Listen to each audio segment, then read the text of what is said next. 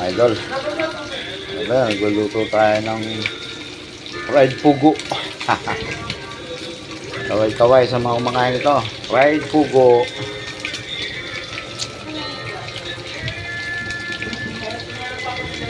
Ito. Pinadobo mo na bago i-fried. Ang bango.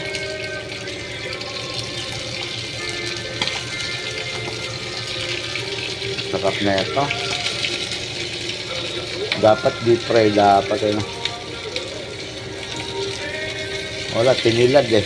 Pinadobo kasi. Dapat kasi buo-buo ito eh.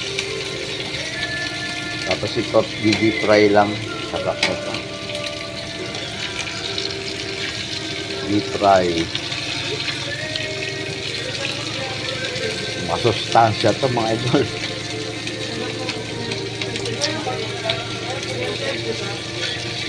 Parang balot ito.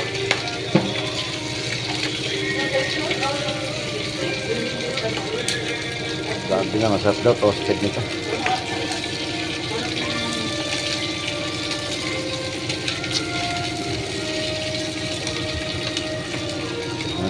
Kita ito, dito.